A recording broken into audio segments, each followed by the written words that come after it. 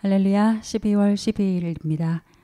잠언 23절 후반부 어제 이어지는 말씀 우리 함께 말씀 읽고 또 나누어 보도록 하겠습니다. 17절부터 35절까지의 말씀입니다.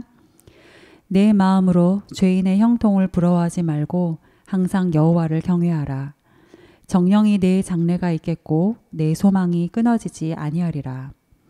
내 아들아, 너는 듣고 지혜를 얻어 내 마음을 바른 길로 인도할지니라. 술을 즐겨 하는 자들과 고기를 탐하는 자들과도 더불어 사귀지 말라. 술 취하고 음식을 탐하는 자는 가난하여질 것이요 잠자기를 즐겨 하는 자는 헤어진 옷을 입을 것임이니라. 너를 낳은 아비에게 청종하고 내 늙은 어미를 경히 여기지 말지니라. 진리를 사대에 팔지는 말며 지혜와 훈계와 명철도 그리할지니라. 의인의 아비는 크게 즐거울 것이요 지혜로운 자식을 낳은 자는 그로 말미암아 즐거울 것이니라. 네 부모를 즐겁게 하며 너를 낳은 어미를 기쁘게 하라. 내 아들아, 내 마음을 내게 주며 내 눈으로 내 길을 즐거워할지어다. 대저 음녀는 깊은 구덩이요 이방 여인은 좁은 함정이라. 참으로 그는 강도같이 매복하며 사람들 중에 사악한 자가 많아지게 하느니라. 재앙이 누게 있느뇨 근심이 누게 있느뇨 분쟁이 누게 있느뇨 원망이 누게 있느뇨 까닭없는 상처가 누게 있느뇨 붉은 눈이 누게 있느뇨. 술에 잠긴 자에게 있고 혼합한 술을 구하러 다니는 자에게 있느니라. 포도주는 붉고 잔에서 번쩍이며 순하게 내려가나니 너는 그것을 보지도 말지어다.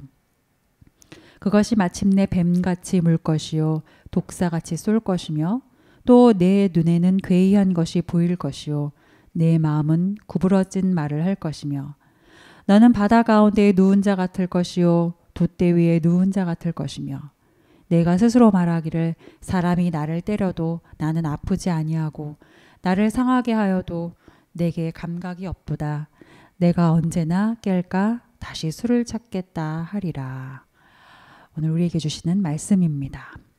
어제 주셨던 말씀을 기억해 보시면 어제의 말씀은 22장 17절 이후의 말씀과 연결되는 지혜자들의 교훈의 한 내용이었습니다. 어제는 그 지혜자들이 우리에게 준 교훈 6번째부터 13번째에 해당하는 8가지 말씀이었죠. 내용을 조금 정리를 해보면 이것이죠. 보여지는 그럴듯한 상황에 휘둘려서 우리가 탐욕으로 우리의 심령을 채우지 말아야 한다. 오히려 보이는 것 너머의 상황을 잘 분별하고 지혜로운 인생이 되어야 한다라고 우리 어제 나누었던 말씀 1절부터 3절까지를 통해 교훈을 주었고요. 1절부터 5절까지가 어떤 상황 속에서도 분별력을 잃지 말아야 한다라는 것에 강조점이 있는 교훈이었다면 비교해 볼 때 6절부터 8절은 내 안에 탐욕을 가져오게 하는 상황 또 그러한 사람 특별히 악한 눈이 있는 사람 그런 사람과는 교제도 하지 말고 가까이도 하지 말라라는 것이 어제 또 6절부터 8절까지의 교훈이었습니다. 우리는 사람의 마음과 생각을 온전히 알 수 없는 인간이기 때문에 탐욕자와 교제하고 가까이 하는 것은 곧 우리 자신이 덫으로 들어가는 것과 마찬가지인 것입니다. 악한 눈이 있는 자가 아니라 언제나 선하신 우리 하나님, 그 하나님과 교제하는 우리가 되어야 할 것입니다.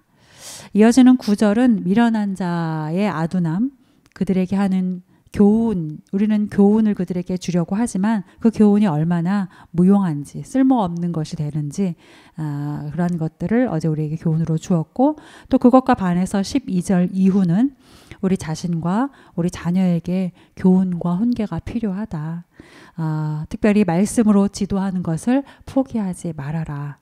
말씀으로 하는 훈계야말로 자녀의 영혼을 구원하는 생명의 말씀 능력이다라는 것 우리가 어제 함께 나누었습니다.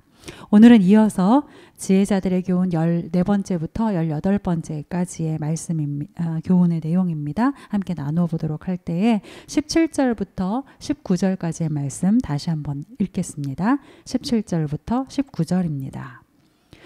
내 마음으로 죄인의 형통을 부러워하지 말고 항상 여호와를 경외하라. 정령이 내 장래가 있겠고 내 소망이 끊어지지 아니하리라. 내 아들아, 너는 듣고 지혜를 얻어 내 마음을 바른 길로 인도할지니라. 현대사회가 바르게 살자. 이 바르게라는 교훈에 조금 회의적인 경향이 있죠. 약간 시큰둥한 경향이 있어요. 순진하고 낭만적인 말이다라고 생각하는 경향이 있습니다.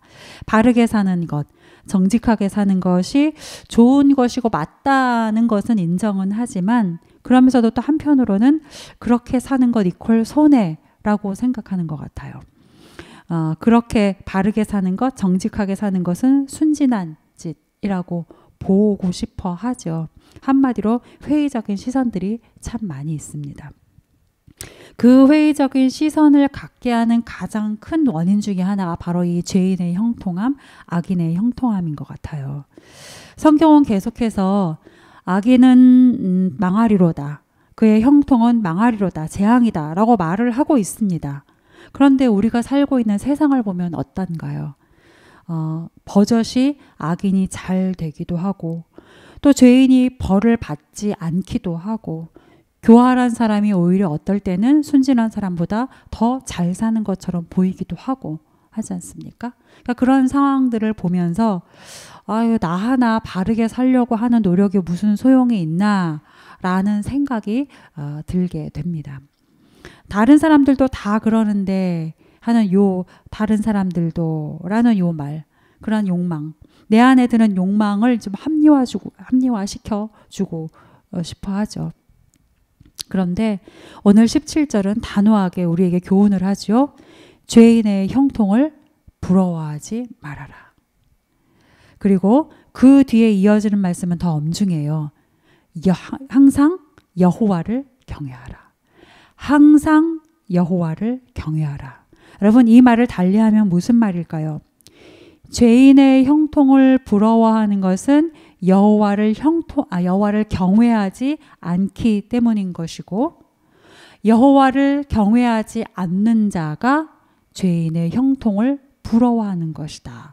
그 길을 따르려고 하는 것이다 라고 말하는 거죠. 여러분, 세상이 공평하지가 않습니다. 안타깝게도 세상은 공평하지가 않아요. 죄로 인해서 세상은 더 이상 공평하지 않게 됐고요. 어느 한쪽으로 기울어져 있습니다. 불공평한 세상 속에서 때로 악한 꾀는 통하기도 하고요. 악한 방식으로 성공할 수도 있습니다. 그런데 사랑하는 여러분, 우리는 그렇게 사는 인생으로 부름받지 않았지 않습니까? 우리는 그런 방식으로 살려고 우리 주 예수 그리스도를 믿는 것이 아닙니다. 불공평한 세상에서 공정한 방식이 불공평한 세상에서 불공정한 방식이 통할 수 있지만 그건 지금뿐이고 잠깐뿐인 것입니다. 기울어진 세상에서 죄인이 형통할 수 있습니다. 그렇지만 그건 오늘뿐입니다. 우리는 오늘을 넘어서 영원을 바라보는 인생들이죠. 그래서 18절에서 이렇게 말하고 있는 것입니다. 죄인의 형통을 부러워하지 말고 여호와를 경외하라. 그러면 18절 정령이 내 장래가 있겠고 내 소망이 끊어지지 아니하리라. 여러분, 우리는 오늘을 살고 있지만 또한 오늘 이후에 영원을 살아야 하는 존재들입니다. 우리는 절망적인 시대 안에서 지금 살고 있지만 그 한가운데서 예수 그리스도라는 소망으로 사는 사람들입니다. 그러니 사랑하는 여러분, 잠깐의 죄인의 형통에 우리의 마음을 주지 말고 하나님을 경외하는 인생들이 될 수 있기를 온 마음 다해 축복합니다. 지름길에 귀 기울이지 마십시오. 지름길에 귀 기울이지 마시고 하나님의 말씀에 귀 기울이십시오. 그 말씀으로 지혜를 얻어서 부디 바른 길 걸어가는 우리 모두가 될 수 있기를 간절히 소망합니다. 오늘 이후의 말씀은 우리가 그렇게 걸어가야 할 바른 길, 그 바른 삶에 대해서 우리에게 가르쳐주고 있습니다. 20절부터 21절, 술을 즐겨하고 음식을 탐하고 잠자기를 즐겨하는 자들, 즉 다른 말로 하면 방탕한 자들과 교제하지 말아라 라는 우리가 걸어가야 할 길, 피해야 할 길 우리에게 가르쳐주고 있어요. 그들하고는 사귀지도 말라는 것뿐 아니라 가까이 하지도 말라. 그리고 또 우리가 살아야 할 바른 삶으로 우리에게 가르쳐주고 있는 그 다음 말씀은 부모 공경과 관련된 말씀이에요. 22절부터 25절까지의 말씀 다시 한번 읽으시겠습니다. 22절부터 25절입니다. 시작. 너를 낳은 아비에게 청종하고 내 늙은 어미를 경히 여기지 말지니라. 진리를 사대에 팔지는 말며 지혜와 훈계와 명철도 그리할지니라. 의인의 아비는 크게 즐거울 것이요 지혜로운 자식을 낳은 자는 그로 말미암아 즐거울 것이니라. 내 부모를 즐겁게 하며 너를 낳은 어미를 기쁘게 하라. 여러분 성경은 항상 하나님 경외하는 것과 부모 공경을 연결짓고 있습니다. 하나님을 사랑하지 않는 사람이 진정한 의미에서 이웃을 사랑할 수는 없는 것이고요. 이웃을 사랑하지 못하는 사람이 가장 가까운 가족을 과연 진심으로 사랑할 수 있을까 질문할 일입니다. 왜냐하면 사랑이라는 것은, 모든 진정한 사랑이라는 것은 그 결이 같기 때문에 그래요. 특히나 부모, 여러분 부모는 우리가 사는 이 땅에서 하나님을 가장 잘 투영하는 존재죠. 그리고 하나님을 가장 잘 투영해야 하는 존재이고요. 그렇기 때문에 부모에 대한 공경, 하나님을 사랑하는 것, 이웃을 사랑하는 것, 이 모든 것은 특별히 부모 공경은 더욱더 하나님을 사랑하는 것과 연결될 수밖에 없는 것입니다. 시대가 아무리 변한다 하여도 믿음의 공동체로 사는 우리는 이 진리를 결코 가벼이 여겨서는 안 될 것입니다. 이렇게 부모 공경에 관한 말씀이 있는 중간 23절에 보면 이 말씀이 있어요. 진리를 사대에 팔지는 말며 지혜와 훈계와 명철도 그리할지니라. 그러니까 부모 공경에 관한 구절 중간에 있는 말씀이죠. 이 말씀의 내용인즉슨 이겁니다. 진리는 어떤 값을 치르더라도 나의 것으로 만들고 그렇게 취한 진리를 허무하게 낭비하지 말아라. 허무하게 소멸시키지 말아라 라는 말씀이에요. 여러분 살다 보면 매우 값진 진리, 누구나 당연히 그래야 하는 것인 줄 아는 그런 당연한 진리, 그것을 알면서도 그 진리를 매우 소홀하게 취급하는 경우가 있습니다. 진리인 줄 알면서, 값진 진리인 줄은 알면서도 그 진리를 소홀히 대하게 되는 경우가 있어요. 그 대표적인 예가 바로 부모 공경이죠. 모르는 사람이 없습니다. 부모를 공경해야 하는 것은 이 땅에 사는 누구나 반드시 지켜야 하는 것이고 값진 진리라는 것, 변함없는 진리여야 한다는 것 모르는 사람 없습니다. 또 당연하게 여깁니다. 그런데 참 상대적으로 쉽게 취급하죠. 소홀하게 취급하기도 합니다.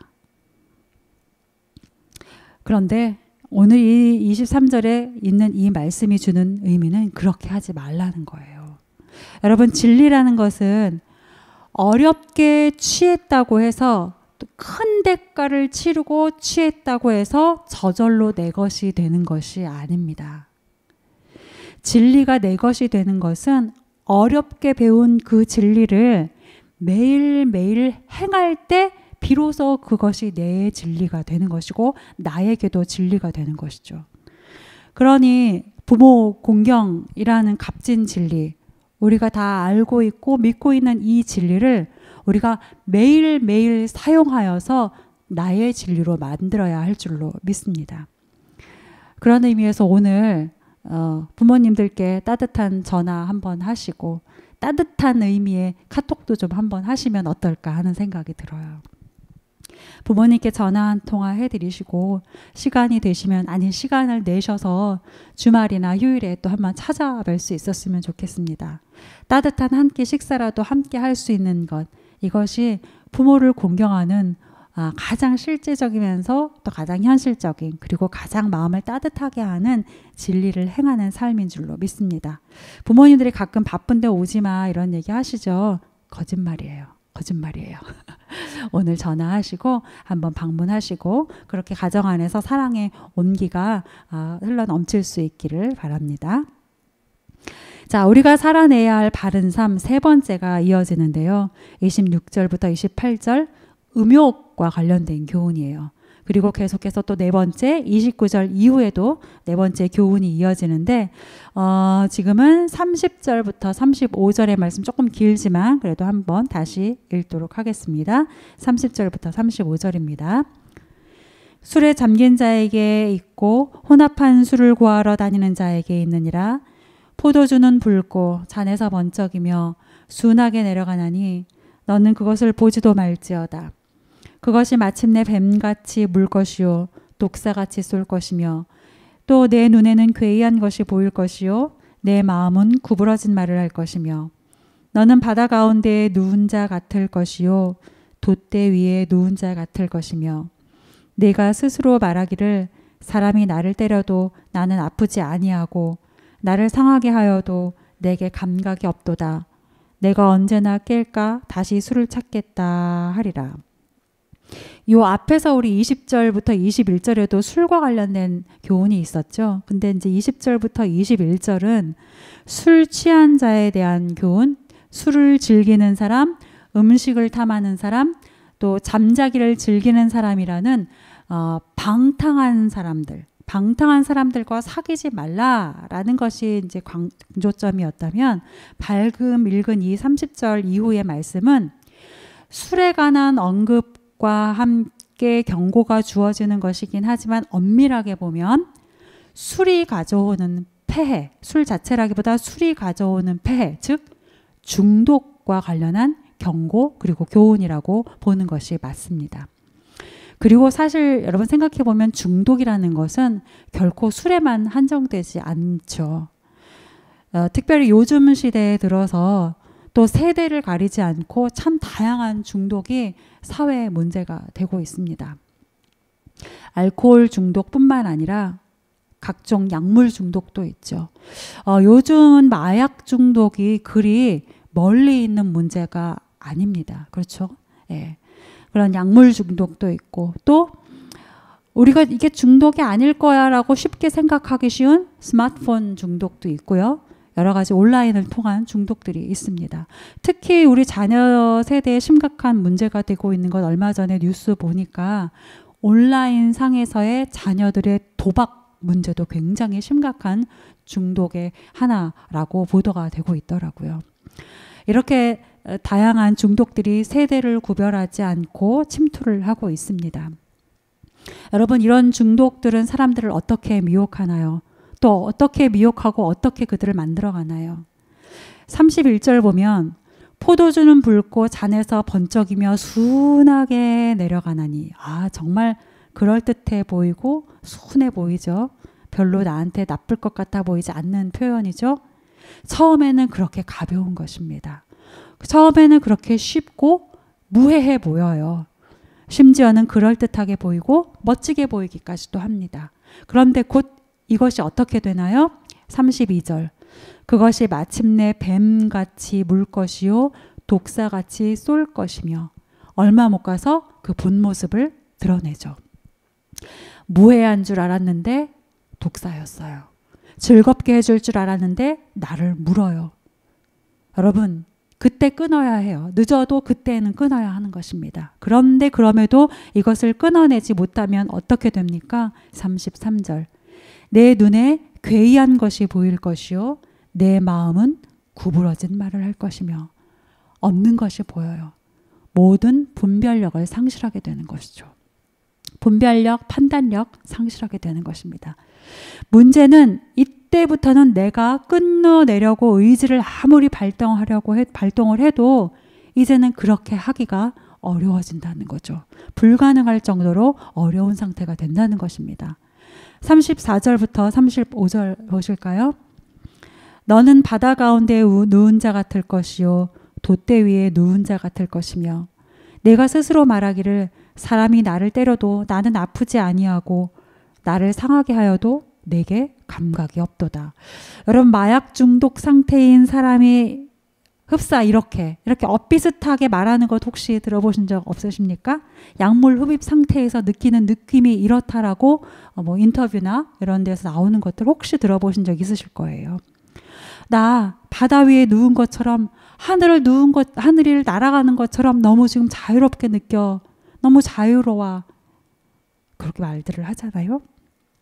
그러나 여러분, 정말 그런 것입니까? 자유하다라고 느끼지만 실은 자유한 게 아니라 길을 잃은 거죠.